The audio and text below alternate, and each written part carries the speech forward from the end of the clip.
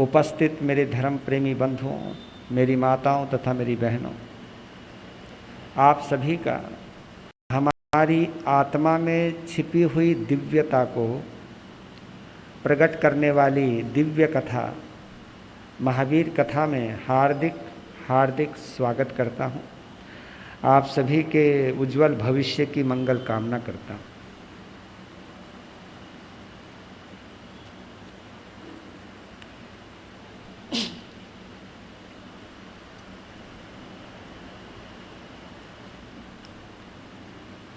हम सभी का सौभाग्य है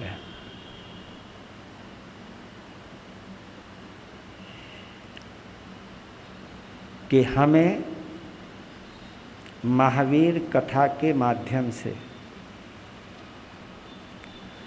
अपने परम पिता परमात्मा प्रभु महावीर स्वामी के साथ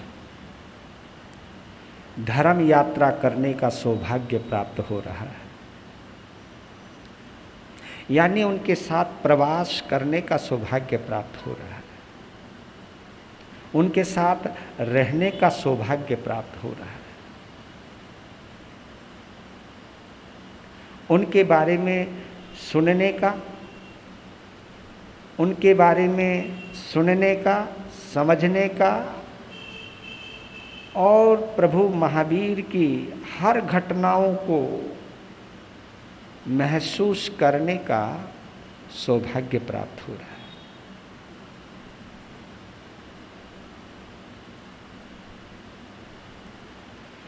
अगर हम किसी संयोग पर भरोसा करते हैं तो हम ये भी भरोसा कर सकते हैं कि हम सभी का जो इस प्रांगण में बैठे हैं या जो ऑनलाइन सिस्टम के माध्यम से इस कथा से जुड़े हुए हैं,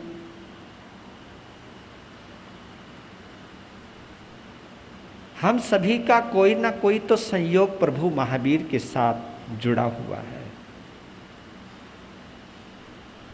क्योंकि बिना संयोग के ना हम सुन सकते हैं, ना समझ सकते हैं, ना उन्हें महसूस कर सकते हैं और ना ही उनके प्रति उनको सुनने के भाव आ सकते हैं।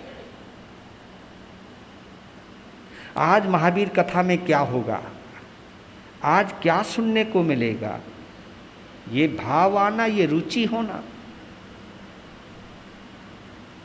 ये क्यूरियोसिटी रहना, ये उत्सुकता रहना, ये जिज्ञासा रहना, ये हमारे पूर्व संबंधों की जानकारी देते हैं कि हमारा कोई ना कोई रिलेशन रहा है। वो बात अलग है कि ज्ञानावरणीय कर्म की वजह से हम पीछे झांक कर नहीं देख सकते,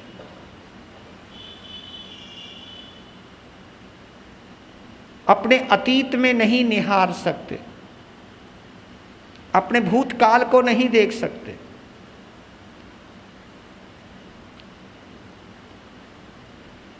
कल क्या होने वाला है उसका भी हमें पता नहीं है, अतीत में क्या हो चुका है उसका भी हमें पता नहीं है, लेकिन आगे क्या होने वाला है ये पक्का है, बेशक हमें पता ना हो।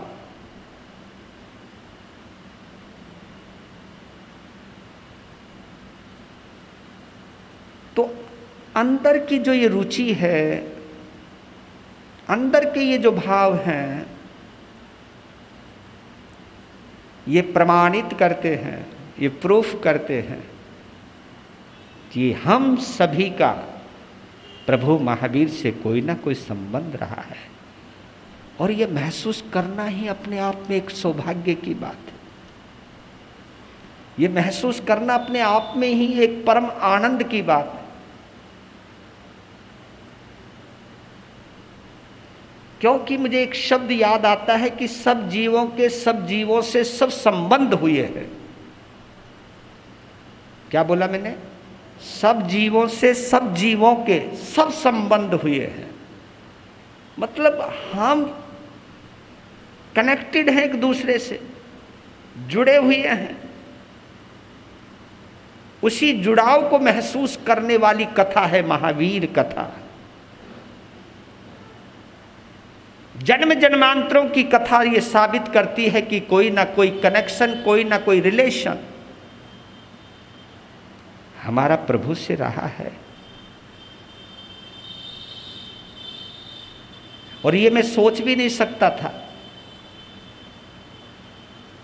कि सिविल लाइन महावीर भवन के अंदर इतने लंबे काल तक मैं महावीर कथा सुनाऊंगा। नहीं तो ये कथा मैं 10 दिन में पूरी कर देता था, 15 दिन में पूरी कर देता था। आज 43 या 44वां दिन होगा इस कथा को चलाते चलाते।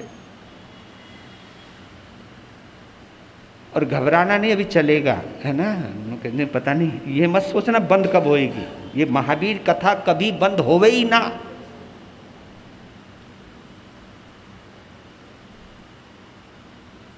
महावीर के जीवन का ये जो हिस्सा आप सुनने जा रहे हैं, ये हिस्सा केवल श्वेतांबर मान्यता में ही मान्यता प्राप्त है। इस हिस्से को दिगंबर परंपरा ने स्वीकार नहीं किया।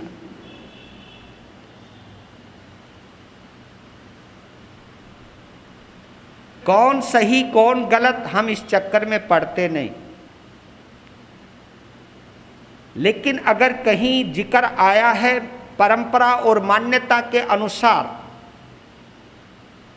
तो उस मान्यता का प्रतिनिधि होने के नाते मेरा एक ये भी कर्तव्य बनता है कि उस बात को या उस मान्यता को मैं प्रकट करूं।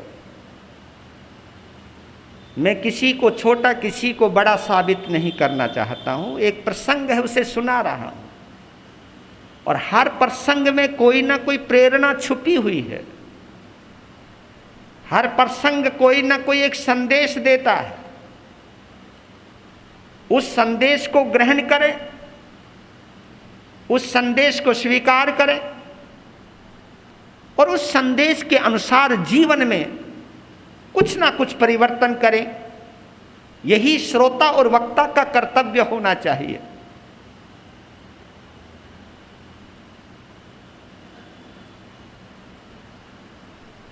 तो आप लोग कल सुन रहे थे सामंत महासमर या समरवीर, 2 ही नाम है ये। महासमर भी है और समरवीर भी है। 2 आदमी के एक ही नाम है। सामंत महासमर या समरवीर की सभा में कल एक ज्योतिषी आए हैं।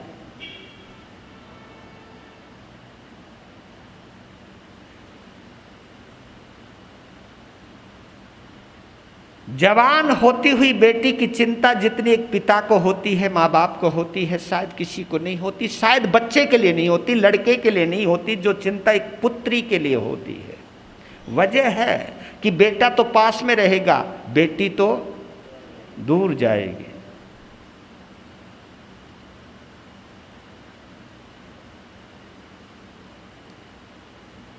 जसोदा को सामंत समरवीर दिल और जान से प्यार करते, बड़े लाड और दुलार से पाला है उसको, और उसके भविष्य की चिंता करना एक पिता का कर्तव्य है।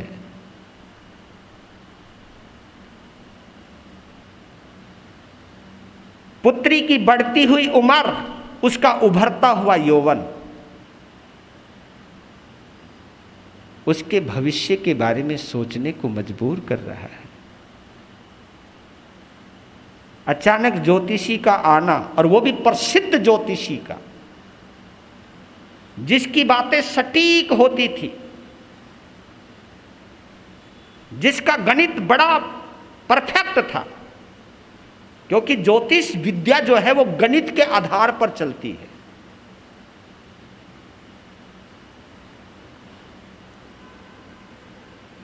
ज्योतिष का फार्मूला बिल्कुल हेमोपैथी से मिलता जुलता है।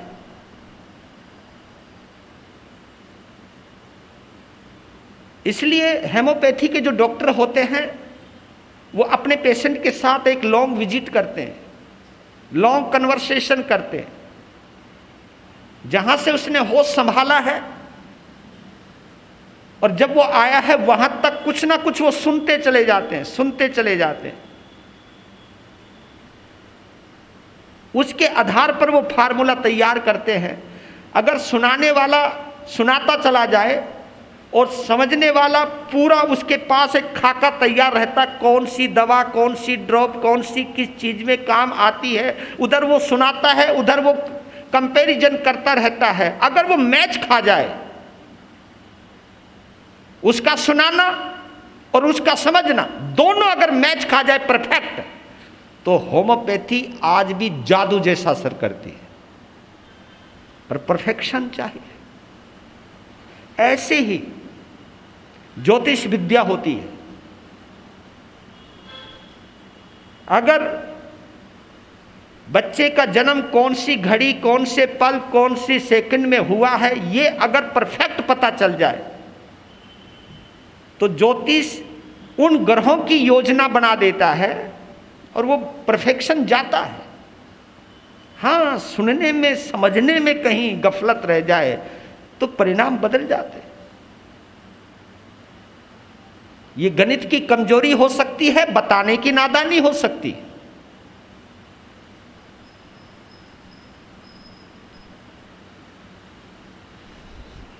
जब कुंडली आई ज्योतिष के सामने,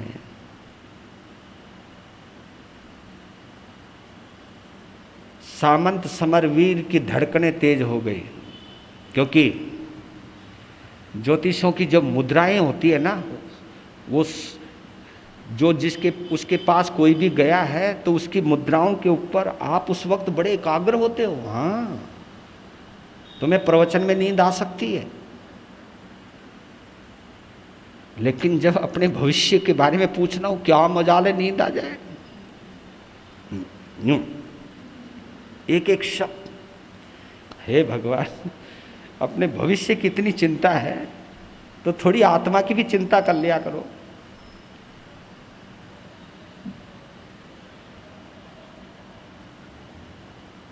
कुछ गंभीर हुए, कुछ मुस्कुराए। समरवीर देख रहा है ज्योतिष की मुद्राओं को, क्योंकि वो हिसाब किताब लगा रहा है, कहीं मुस्कुरा रहा है, कहीं उदास भी हो रहा है। यार, मामला क्या है?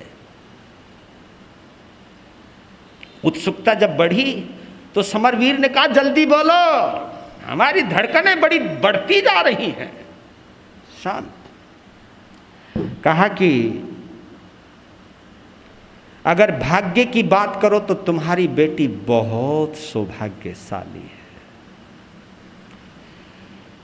राहत मिली, बहुत सौभाग्यशाली, बहुत राहत भरी सुनते। क्योंकि सामंत समरवीर एक छोटा सा राजा था और उसकी बेटी का जब भाग्य देखा तो अचंभित हो गया ज्योतिषी भी। कहा कि ये तो एक बहुत बड़े सम्राट चक्रवर्ती की महारानी बनने वाली।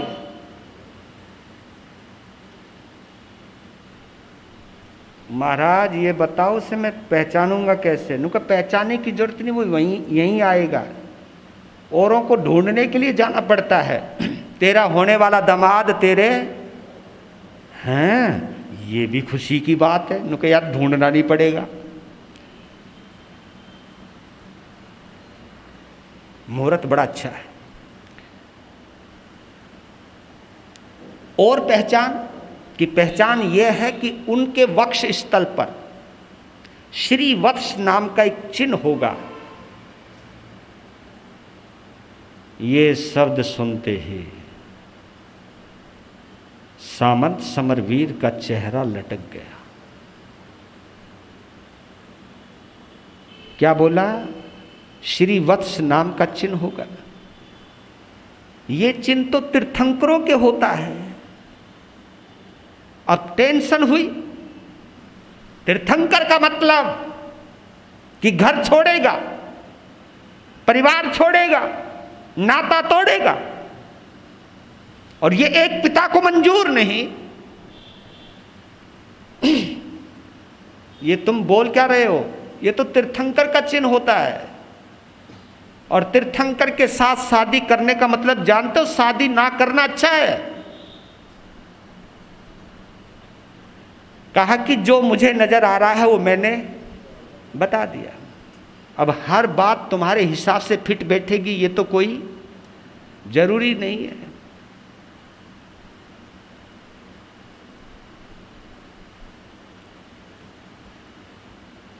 और ये शब्द जसोदा के कानों में भी पड़े हैं। पिता की चिंता का भी पता चला है और यह भी पता चला है कि मेरा पति होने वाला तीर्थंकर होगा। अब यहां पर खुशी और गमी दोनों मिश्रित होती हैं। खुशी इस बात की मैं त्रिलोकीनाथ की पत्नी बनूंगी। त्रिलोकीनाथ यानी तीर्थंकर त्रिलोकीनाथ कहलाता है। चक्रवर्ती तो केवल इस भरत क्षेत्र का मालिक होता है, लेकिन तीर्थंकर तो 3 लोक का मालिक होता है। ये खुशी उसके अंदर महसूस होती। मैं छोटे से महल में रहने वाली, जन्म लेने वाली, मैं तीर्थंकर की पत्नी बनूंगी। ओए होए। लेकिन उनसे कब बिछुड़ना पड़ जाए इसका कोई पता नहीं। इस बात की चिंता भी होती है। इसलिए कहता हूं कि जिंदगी है ना, सब कुछ नहीं देती। हर खुशी के साथ कुछ ना कुछ कमी तो रखती है। लेकिन अब यह देखना होता है कि कमी महत्वपूर्ण है या खुशी महत्वपूर्ण है। यहां पर आदमी की सोच काम करती है। अगर आदमी की सकारात्मक सोच है, वो ये नहीं सोचता कि मेरा कितना बड़ा संबंध बनेगा या कितना बड़ा रिश्ता रहेगा, कितनी देर उनके साथ रहने का मौका मिलेगा, वो ये नहीं सोचता। वो ये सोचता कि ये रिश्ता चाहे कितनी भी देर का क्यों ना बने, अगर रिश्ता बना है तो ये मेरी खुशनसीबी है। ये दोनों बातें साथ साथ चलती है।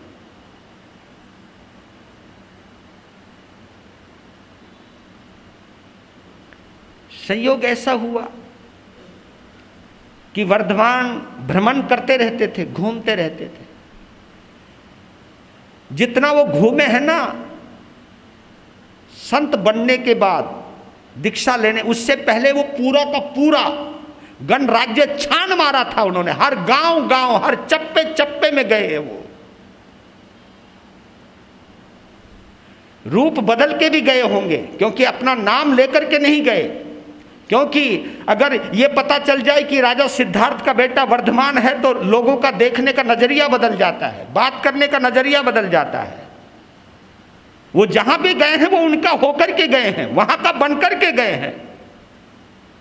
सामने वाले में अपने में कोई डिस्टेंस नहीं रखा, कोई दूरियां नहीं रखी। ये नहीं रखा कि तुम जनता हो, मैं राजा कुमार हूं, ये नहीं रखा। क्योंकि अगर मेरे मन में ये भाव आ जाते हैं कि मैं राजकुमार हूं, ये जनता है, तो फर्क तो वहीं आ गया। मैं भी वही हूं जो ये हैं, जो ये हैं वही मैं हूं। ये भावना अगर आ जाए, इसलिए कहता हूं कि ये गड़बड़ हम लोग भी कर जाते हैं। हम लोग अपने आप को साधु समझ लेते, बड़ा वाला हो, और तुम्हें नीचे बैठने वाला श्रावक समझ लेते हैं। ये गलती हमसे भी होती है।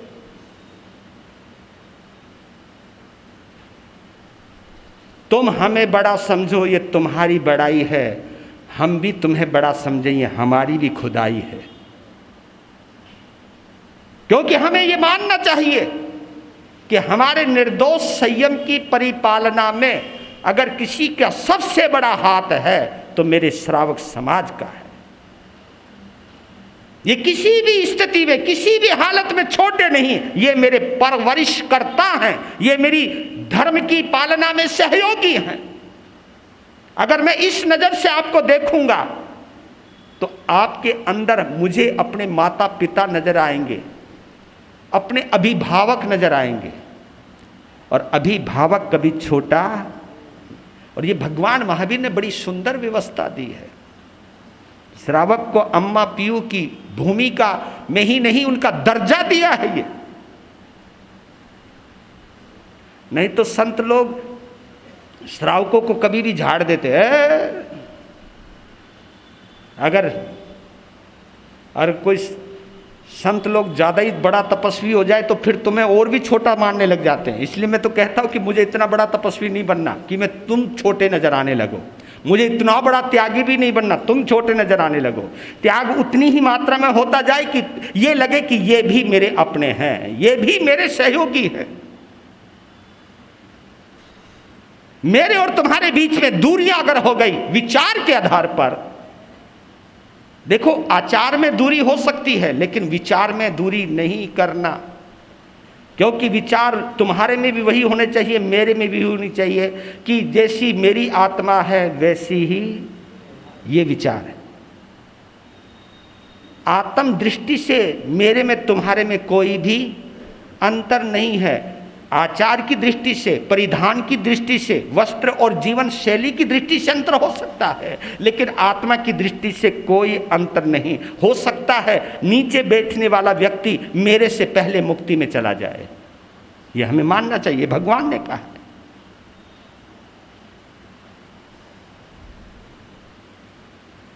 तो जसोदा अपनी सखियों के साथ राज उद्यान में आई और संयोग ऐसा कि वर्धमान आए हुए थे, वहां पर एक शिला पर लेटे हुए थे, वृक्ष के नीचे एक शिला थी, लेटे हुए थे और संयोग से छाती का वस्त्र उतरा हुआ था, हटा हुआ था और जैसे लगा कि कोई पुरुष सो रहा है।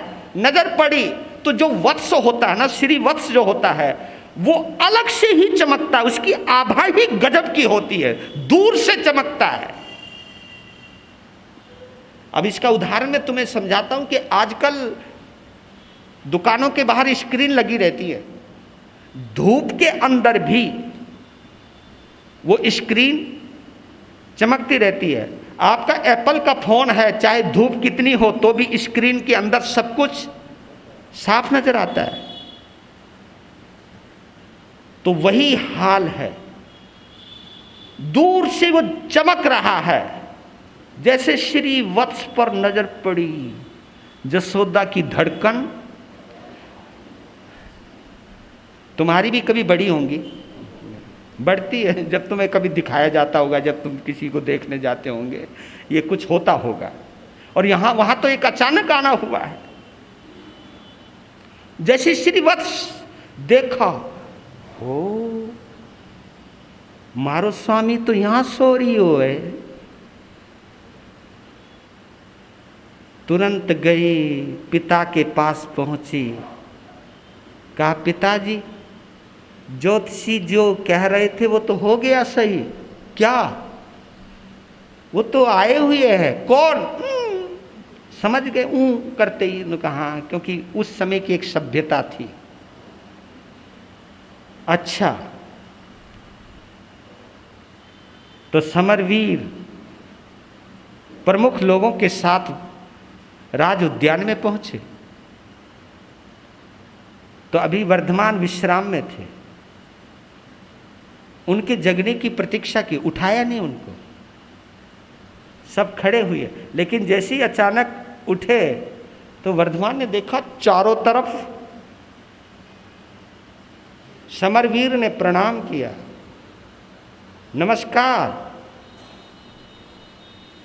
हाँ नमस्कार, हमसे कोई गलती हो गई? क्यों?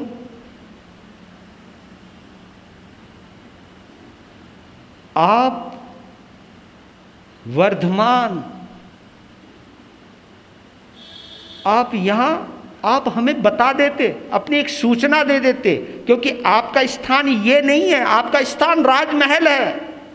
नहीं कि बस मैं ऐसे ही आया था, मैं जा रहा था, विश्राम करने लगा। नहीं कि चलो महलों में चलो, तो महलों में लेकर के आए। तो मां के पीछे जसोदा खड़ी है। जैसी महल में प्रवेश किया, समरवीर की पत्नी ने वर्धमान को देखा, क्योंकि मां भी तो बड़ी उत्सुक है। क्योंकि मां को बता भी दिया उसने, वही आ गए। और क्या हुआ वहां, वर्धमान की और जसोदा की जब आपस में नजरें मिली, देखो संयोगों का क्या कमाल होता है। वर्धमान के मन में यह अंदर कुछ स्पंदन सा हुआ जो पहली बार हुआ। अगर कोई पहली नजर में अच्छा लगता है तो कोई ना कोई रिश्ता, और पहली नजर में कोई बुरा भी लग जाता है तो कोई ना कोई पुराने जन्म का रिश्ता, क्योंकि चाहे मित्र का रिश्ता है चाहे शत्रु का रिश्ता है, वो रिश्ता जरूर असर दिखाता है। अब जिस इंसान को हमने कभी देखा नहीं, जिससे हमारा कोई परिचय नहीं, उसको देख करके खुंदक आ जाती है। और जिसको कभी देखा नहीं, जिसको कभी परखा नहीं, जिसको कभी जाना नहीं, उसको देख करके दिल आ जाता है। यही चीजें साबित करती हैं कि ये रिश्ते जन्म जन्मांतरों के होते हैं। ये चीजें साबित करती हैं। नहीं तो एक अनजान व्यक्ति पर दिल आ जाना, एक अनजान व्यक्ति पर नफरत का आ जाना, ये प्रमाण नहीं है तो और क्या है? यही तो सबसे बड़ा प्रमाण है। इसलिए कहता हूं कि हर बंदा किसी ना किसी रिश्ते से गुंथा हुआ है। जरूरी नहीं कि रिश्ता मेरा आपकी संपत्ति से हो, आपकी संपदा से हो, आपके घर से हो, आपके राज्य से हो। रिश्ता इससे दूर का भी होता है। नहीं तो देखा जाए तो हमारा तुम्हारा रिश्ता इस जन्म का तो कहीं का भी नहीं है। अगर बाहर से देखोगे फिर रिश्ता ऐसा बना, जिस भगवान को तुम मानते हो उस भगवान के शासन में हमको दीक्षा लेने का मौका। और कई संत साध्वियां ऐसा हैं, वो दिगंबर भी हो सकते हैं, मंदिर मार्गी भी हो सकते हैं, स्थानकवासी भी हो सकते हैं। ऐसे कई अनेकों साधु साध्वियां हैं जिनके साथ आपका कोई इस जन्म में योग नहीं बना हुआ है, तो नहीं आते, नहीं मिलते। और जिनसे मिलता है तो वो बनते चले जाते। ये रिश्ते इस तरह जुड़ते जाते हैं। ये रिश्तों की दुनिया, ये कर्मों की दुनिया बड़ी विचित्र होती है। स्पंदन हुआ। स्पंदन का मतलब यह है कि जिसको देख करके मन में कुछ अंदर उथल पुथल हुई। इसका मतलब होने वाले तीर्थंकरों के अंदर भी उथल पुथल होती है। ये रिश्तों की करामात है। कौन जुड़ने वाला है? बैठ गए, हाल चाल हुआ, वही हुआ होगा, कुछ शरबत सुरबत से आए होंगे।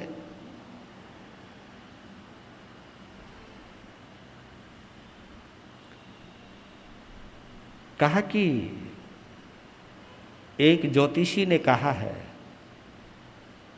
कि आप हमारी प्यारी बेटी जसोदा के नाथ बनने वाले हो।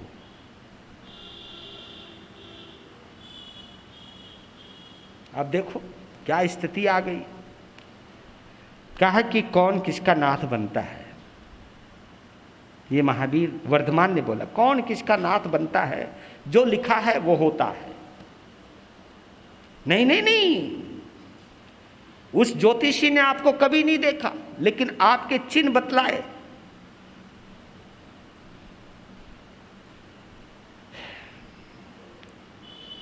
तो आप हमारी पुत्री का हाथ थामोगे? सीधे सवाल पे आते हैं। तो उस समय समरवीर को कहा वर्धमान ने, ये अधिकार क्षेत्र मेरा नहीं है। ये सुन लीजिए वो लोग, चाहे YouTube पर सुन रहे हैं चाहे आप लोग सुन रहे हैं। क्या गजब की बात बोली है वर्धमान ने कि ये काम मेरा नहीं है, ये काम मेरे माता पिता का है। ये अधिकार उनका है, ये अधिकार मेरा नहीं है। किसी को मेरा बनना है नहीं बनना है इसका निर्णय करना मेरा अधिकार नहीं है। और मैं जब तक मेरे माता पिता हैं तब तक अपनी जिंदगी की डोर मैंने उनके हाथों में दी हुई है। जो वो चाहे वो करे। इस शरीर के मालिक, मेरी हर गतिविधि के मालिक मेरे माता पिता हैं। ओ, तो तुम्हारा कोई अधिकार नहीं। कहा जब तक मेरे माता पिता जीवित हैं तब तक मेरे इस शरीर के मालिक। और ये तुम समझ भी गए होंगे कि गर्भ काल में ही निर्णय कर लिया था कि जब तक मेरे माता पिता जीवित हैं तब तक मैं दीक्षा नहीं लूंगा। और हर बात में वो बिल्कुल स्पष्ट है, कहीं पर कुछ गड़बड़ नहीं। फिर सुनने लगी, चर्चा होने लगी। तो कहा सुना है तुम चक्रवर्ती बनना चाहते हो। कहा कि ऐसी तो कोई बात नहीं है। नुका तुम व्यवस्थाओं को बदलना चाहते हो, आप इस पूरी दुनिया को अपने अनुसार चलाना चाहते हो। कहा कि नहीं, मैं आत्मा के अनुसार चलाना चाहता हूं। देखो क्या गजब का संदेश दिया है। मैं किसी को भी अपने अनुसार चलाना नहीं चाहता, बस मैं आत्म भाव के आधार पर चलाना चाहता हूं कि हर कोई व्यक्ति सामने वाले को अपनी तरह समझने लग जाए, सामने वाले को अपने जैसा मानने लग जाए। बस यही। सुना है कि तुम तीर्थंकर बनने वाले हो, तो मालूम है वर्धमान ने क्या? हाँ सुना तो मैंने भी है, सुना तो मैंने भी है, लेकिन कब बनूंगा अभी कोई पता नहीं है, अभी कुछ मैं कह नहीं सकता हूं। हाँ सिंपल जवाब। सुना है कि तुम्हें अतीत का, वर्तमान का और भविष्य का सब कुछ नजर आता है। कहा कि मुझे दिखाई देता है पर समझ में नहीं आता। ये बड़ी गहरी बात है, क्योंकि अवधि ज्ञान केवल दृश्य देख सकता है। अवधि ज्ञान में आपको देख सकता हूं, आप कहां पर हो वो भी देख सकता हूं, आप कहां थे वो भी देख सकता हूं, आप कहां रहोगे ये भी देख सकता हूं, लेकिन उस वक्त आपके मन में क्या भाव होंगे ये अवधि ज्ञान नहीं देख सकता। ये केवल मन है प्रिय ज्ञानी जानता है। आपके चित्रों को देख सकता है, आपके बाहरी स्वरूप को देख सकता है, लेकिन मन मानस में क्या चल रहे हैं ये केवल कौन देख सकता है? मन है प्रिय ज्ञानी। मन की प्रियाओं को जानता है, जिसके द्वारा उसको मन है प्रिय ज्ञानी कहते हैं। मन की प्रियाएं, प्रियाएं कैसी? जो आपके पल पल में बदलते रहते हैं, ये पर्याय है, चेंज होते रहते हैं। आपके भाव जो चेंज होते रहते हैं, उथल पुथल, ऊपर नीचे, यहां वहां, जो भी आपकी मन की पर्याय हैं। पर्याय समझते हो कि लोहे की कितनी कितनी चीजें बन जाती है, सोने की कितनी कितनी चीजें बन जाती है, मिट्टी की कितनी कितनी चीजें बन जाती हैं। वो जो जितनी जितनी चीजें बनती है वो उसकी पर्याय है। पर्याय यानी उसको को क्या क्या आकार दिया जा सकता है। तो मन के अंदर भी पता नहीं कितनी पर्याय छुपी हुई हैं, कितनी पर्याय छुपी हुई हैं। तो उन पर्यायों को जानने के लिए मन प्रिय ज्ञान चाहिए। कहा कि देखने को तो मैं अपने महलों से पूरा दुनिया देख सकता हूं। वर्धमान ने क्या बोला? देखने को तो मैं अपने महल से भी देख सकता हूं, पूरे राज्य का निरीक्षण कर सकता हूं, लेकिन किसके दिल में क्या है ये जानने के लिए मैं यात्रा कर रहा हूं। मैं घर घर तक जा रहा हूं ये जानने के लिए, उनसे पूछने के लिए जा रहा हूं, उनसे बात करके उनके अंदर का ख्याल लेने को जा रहा हूं। कितनी साफ गोई से बिल्कुल आराम से जवाब देते जा रहे हैं।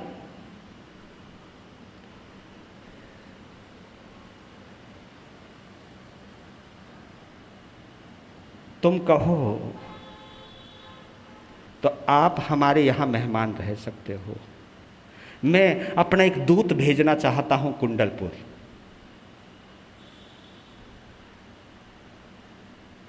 क्योंकि तुम यहां से जाने के बाद कुंडलपुर चले गए तो बदल तो नहीं जाओगे। मैं क्या बदलूंगा, मैं जो यहां हूं मैं वहां हूं। रुको ना, रुक गए, दूत पहुंच गया। कहां? कुंडलपुर। देखो शादी कैसे होती, चट मंगनी पट गया। अभी मैं बात कर रहा हूं वहां दूत पहुंच भी गया। पहुंचने में टाइम तो लगा होगा, लेकिन हम पहुंचा देते।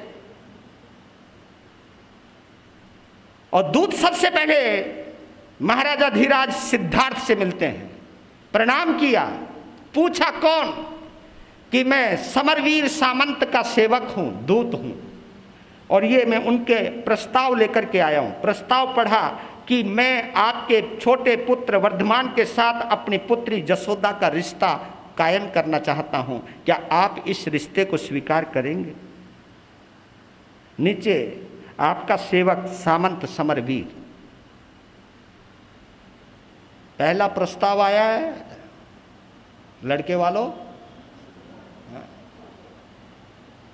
वैसे वर्धमान के लिए, नंदीवर्धन का तो हो भी गया काम।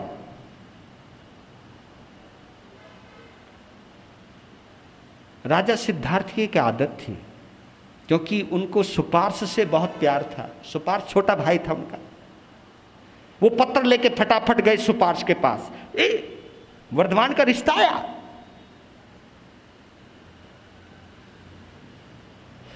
प्रस्ताव उसने भी पढ़ा। सुपार्श चाचा है महावीर के।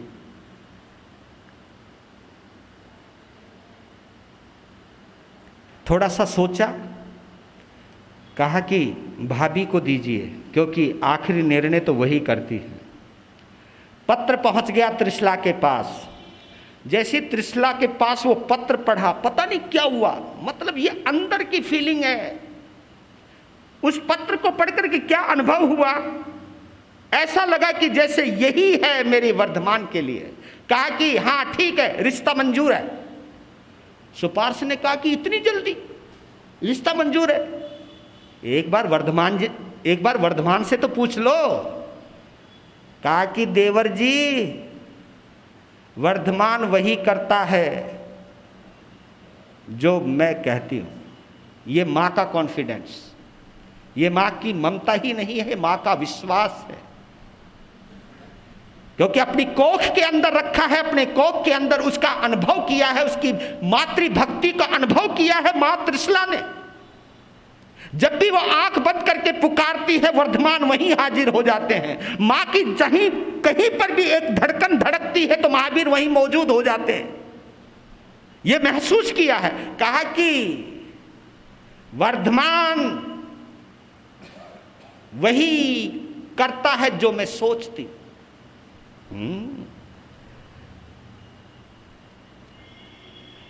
सुपार्श को अच्छा भी लगा और बुरा भी लगा, क्योंकि सुपार्श उनके अंदर तीर्थंकर देख रहा है, वो रिश्ता नहीं देख रहा है। लेकिन सुपार्श जी को भी ये नहीं पता है कि कुछ रिश्ते ऐसे होते हैं जिनको तुम टाल नहीं सकते, तुम्हारे सोचने से कुछ होता नहीं। संदेश चला गया, वर्धमान आ गए। अब वो ये कंफ्यूजन था सुपार्श के अंदर कि मैं एक बार पूछ लेता हूं। वर्धमान जैसे आए तो वर्धमान से टकराए चाचा सुपार्श। कहा कि घूम आए जी? कहाँ कहाँ? वाह वाह वाह वाह वाह वाह। और सामंत समरवीर का प्रवास के बारे में उन्होंने सूचना नहीं दी। उन्होंने सुना है कि तुम सामंत समरवीर के राज्य में भी गए थे। तो वर्धमान मुस्कुराए, कहा कि चाचा जब तुझे पता ही है तो पूछ काहे को रहे हो? न सुना है, वो अपनी बेटी का रिश्ता है। जब पता है ना आपको तो क्यों सवाल कर रहे हो? है, उस समय पता चला मां त्रिशला का कॉन्फिडेंस क्या होता है, उसका आत्मविश्वास। कोई बेरुखी नहीं, कोई कुछ नहीं। रिश्ता हुआ, शादी हुई, विवाह हुआ, विदाई हुई, और जसोदा देखते ही देखते वर्धमान की पत्नी के रूप लेकर कुंडलपुर में आई। पूरी जनता ने स्वागत किया, जसोदा ने सभी का आशीर्वाद लिया, त्रिशला मां के चरण छुए।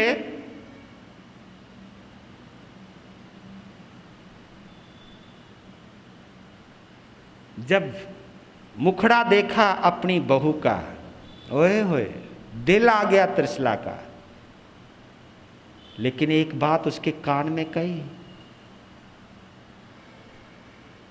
वर्धमान को हाथ में रखना,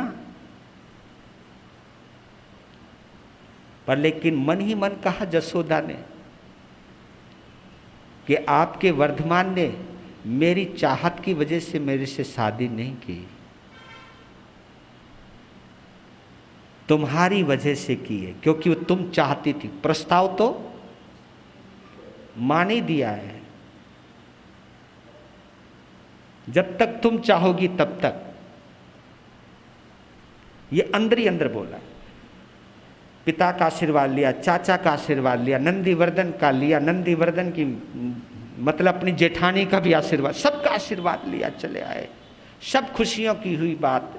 शाम हुई है, रात्रि जैसे ही बढ़ने लगी, जसोदा अपनी सेज पर बैठी है और मालूम है उस समय वो क्या सोच रही है कि आज मैं उनको ये कहूँगी, आज मैं उनको ये कहूँगी, ये पूछूंगी, ये पूछूंगी, ये पूछूंगी। इतने में खटक गया दरवाजा, आ गए अंदर। चुप्पी। जैसे ही नजर पड़ी अपने नाथ पर, ओए होए, जितनी भी विचारधारा थी अंदर, सब विचारधाराओं पर एकदम फुल स्टॉप। ये प्रभाव होता है। देखती ही रहेगी, देखती ही रह गई। और एक ही शब्द निकला है मेरे वर्धमान के मुख से, जसोदा, तुम जसोदा ही बनना। जिस वक्त हाथ रखा है वर्धमान ने जसोदा के कंधे पर, उस कंधे से जो बिजली गई है अंदर, जो सिहरन हुई है, जो एक शुभ परमाणुओं का प्रवेश हुआ है, और उन परमाणुओं की वजह से जो मन मानस का शुद्धिकरण हुआ है, जितनी भी विचारधाराएं, जो भी तंद्राएं थी, जो भी महत्वाकांक्षाएं थी, जो भी इच्छाएं थी, सब जिसके ऊपर एकदम विराम लग गया। ये चमत्कार हुआ है। ये होता है स्पर्श का कमाल, ये होता है छूने का कमाल, ये होता है अंतर आत्मा में छुपे हुए संस्कारों का कमाल।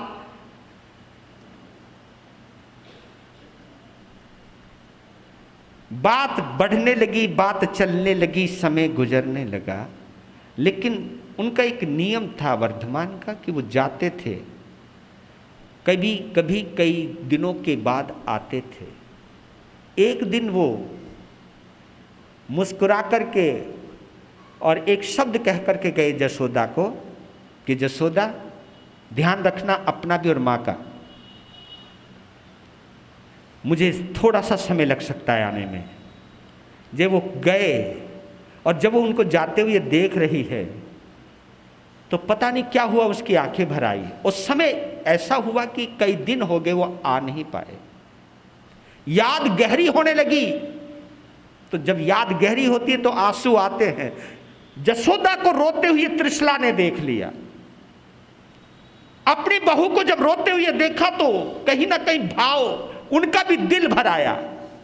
अपनी बहू के पास आई, आने दे, आने दे, इस बार बहुत घूमता है वो, टेंशन ना ले, तेरे आंसुओं ने मेरा दिल चीर के रख दिया है, तेरे आंसू को व्यर्थ नहीं मां, ऐसा कुछ नहीं है, बस याद आ गई थी।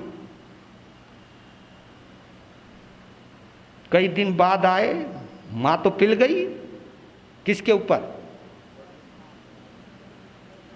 जैसे प्रणाम किया, कहा कि खड़ा हो, सीधा खड़ा हो। क्या हुआ मां? सुना है तुझे सारी दुनिया नजर आती है, तुझे जसोदा नजर नहीं आती है? सुना है तू सबकी जानता है, तुझे उसके दिल का नहीं पता? कहा जसोदा ने कुछ कहा मां आपको?